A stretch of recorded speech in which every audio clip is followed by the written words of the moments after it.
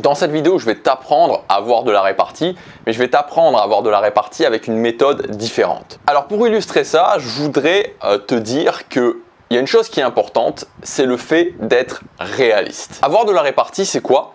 C'est savoir quoi répondre au bon moment. Ne plus avoir cet effet désagréable où tu as quelqu'un qui te dit quelque chose de moyennement agressif, de moyennement intense, mais voilà, qui t'envoie un petit pic ou qui te fait une remarque qui te déstabilise et tu vois cet effet où après tu te dis j'aurais dû répondre ça, j'aurais dû dire ça, j'aurais dû agir comme ça. Sauf que c'est trop tard. Et la répartie justement, c'est le fait de le faire dans le bon tempo. Et comme je te disais, par rapport à ça, il faut être réaliste. Il y a peu de chances que tu sois capable, que vous soyez capable, qu'on soit capable d'avoir une répartie naturelle aussi forte que celle des héros de films ou de séries. On a tous en tête des héros, des personnages principaux de films, de séries qui ont une répartie très forte, qui ont une répartie naturelle assez incroyable. Moi, si je dois prendre un exemple, c'est celui de Patrick Jane dans la série Le Mentaliste. Comment osez-vous? Comment j'ose? J'ai fait quelque chose de déplacé? Je suis censé avoir peur de vous? Vous êtes censé faire preuve de respect. De respect, vous dites. Vous êtes aussi méprisable que pitoyable. Votre femme vient de mourir et vous paradez un verre à la main, habillé en pingouin, en vous amusant avec vos copains débiles, et vous voulez du respect? Le voilà, votre respect.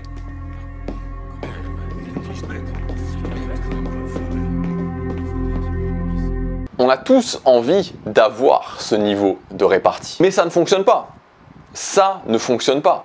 Et la preuve, c'est que quand tu vois ces mêmes acteurs, qui sont en interview, c'est-à-dire l'acteur qui joue Patrick Jane, Simon Baker en interview ou d'autres, tu t'aperçois qu'il y a un fossé, tu t'aperçois que c'est plus du tout les mêmes personnes, tu t'aperçois que c'est un rôle, que tout est scripté, que rien n'est naturel en fait, et que dans la réalité, ça ne se passe pas du tout comme ça. Ce n'est pas la réalité. Quand tu joues un rôle, que c'est scripté, ce n'est pas la réalité. Tout est préparé, tout est prévu pour eux, rien n'est improvisé en vrai. Et on est tous pareils, c'est-à-dire qu'on a tous ce côté où on voit ces personnages et on se dit mais mince, j'aimerais bien être comme ça, j'aimerais bien avoir cette classe, j'aimerais bien avoir cette répartie, j'aimerais bien bam, sortir ces choses-là du tac au tac. Mais il faut être réaliste. Et ce que je voudrais dire, c'est que être réaliste, c'est pas forcément une mauvaise nouvelle parce que tu sais, il y a beaucoup de gens qui sont des gens qui sont assez négatifs, des gens qui pensent que c'est pas possible de réussir sa vie, des gens qui pensent qu'on peut pas créer sa vie sur mesure et qui se cachent derrière ce côté je suis réaliste. Mais le réalisme, ce n'est pas être négatif, ce n'est pas se dire que ce n'est pas possible. Le réalisme, c'est acter la réalité et agir par rapport à ça.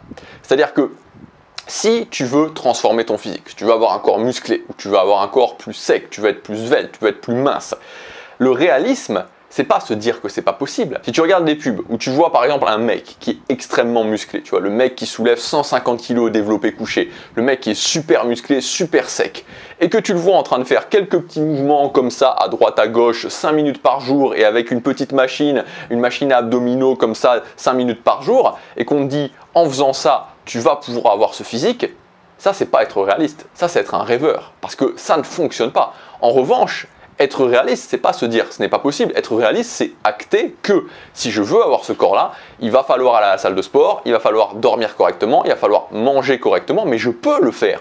Je peux tout à fait le faire. Mais en étant réaliste, je vais être capable d'y arriver. Je vais être capable de réellement changer ma vie. Donc être réaliste, c'est admettre certaines vérités, les admettre et prendre des actions par rapport à ces vérités pour pouvoir arriver là où on veut. C'est-à-dire que c'est l'inverse d'être un rêveur, c'est l'inverse de se bercer d'illusions. Et pour la répartie, c'est pareil. Si je regarde en boucle des acteurs ou des actrices qui ont plein de réparties et que je m'imagine être comme eux, c'est très agréable, mais c'est du rêve. C'est du rêve, ce n'est pas la réalité. Alors que si j'acte la réalité, j'acte le fait que ce n'est pas possible d'être comme ça, mais il y a d'autres moyens pour y arriver, alors à ce moment-là, je peux réussir à travailler réellement ma répartie. Évidemment, il n'y a pas qu'un seul moyen, mais moi, dans cette vidéo, je voudrais te donner le moyen que j'ai trouvé. Et ce moyen, c'est les routines de répartie. Donc j'appelle ça des routines de répartie tout simplement parce que c'est des sortes de patterns automatiques que tu vas pouvoir répéter et qui vont fonctionner dans beaucoup de cas. Donc chacune des routines va fonctionner dans un large panel de cas et donc en fait ça règle la problématique d'être naturel au niveau de la répartie parce que tout simplement il y a très peu de chances que tu arrives à être tout le temps naturel au niveau de ta répartie. Voilà, ça c'est un principe de réalité, c'est-à-dire qu'il y a très peu de chances que dans toutes les situations au bon moment tu sois capable de trouver la bonne chose à dire. Alors que si tu as des routines, la routine qui, quand il y a ça qui arrive, alors j'ai cette routine-là, il y a beaucoup plus de chances que tu sois capable d'avoir de la répartie. C'est un principe de réalité. Donc allons-y pour l'exemple. Je vais te donner un exemple très précis d'une routine de répartie. Donc cette routine de répartie, elle consiste à démasquer la personne qui t'a fait, justement on va le voir, elle fonctionne pour quelqu'un qui fait une remarque désobligeante. Donc une remarque désobligeante de petite intensité, de moyenne intensité, quelque chose que tu considères comme désobligeant. Cette routine consiste à démasquer la personne et à montrer en fait qu'elle t'a fait réellement une remarque désobligeante. Parce que si tu veux, alors là je sors un petit peu du sujet, mais si tu veux, les gens qui font des remarques désobligeantes, ils vont toujours se réfugier derrière trois grands principes, c'est toujours les mêmes choses qu'ils vont utiliser. Soit ils vont se réfugier derrière le principe ce que j'appelle le principe du masque, c'est-à-dire qu'ils vont, si ils te font une remarque désobligeante et que tu réponds, le principe du masque, ça va être « et pourquoi tu le prends mal, mais je le disais pas comme ça, ne le prends pas mal » ou « c'était juste pour rigoler ». Ça c'est le principe du masque, ça va être utilisé extrêmement souvent.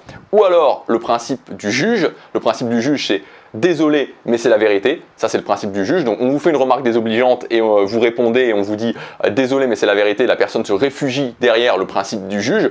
Ou alors troisième possibilité, le principe du justicier. Et donc le principe du justicier c'est j'ai fait ça, je te fais cette remarque désobligeante, tu me réponds désolé mais c'est pour le bien commun. Le bien commun c'est le principe du justicier.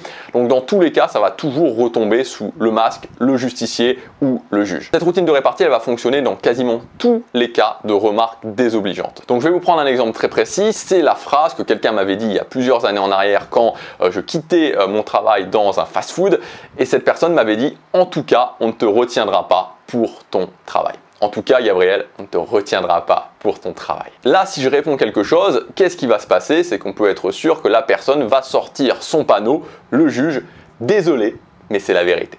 Donc, comment on fait une parade à ça? On utilise cette routine qui est une grosse parade à ça. Et la routine, comme je vous disais, c'est démasquer et pointer du doigt. Donc, qu'est-ce que ça veut dire concrètement? Qu'est-ce que je vais dire? Je vais lui dire, écoute, c'est vraiment pas sympa de ta part de dire ça. Enfin bref. Et je vais changer de sujet.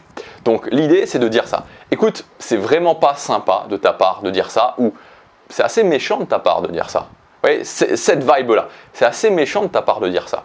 Enfin bref. Ou, ah c'est pas gentil, hein. C'est vraiment pas gentil de ta part de dire ça. Et je change de sujet. Donc souvent, les gens vont être un peu surpris de ce type de réponse, ils vont rien dire, ou alors la personne peut quand même chercher à continuer, mais en fait, quand elle va continuer par rapport à ce type de routine, elle va en fait faire juste que creuser sa tombe. Parce que si la personne me répond quelque chose d'autre, je peux simplement ensuite, quoi qu'elle me réponde, lui dire « Écoute, t'es sûr que tu veux continuer à être négatif ?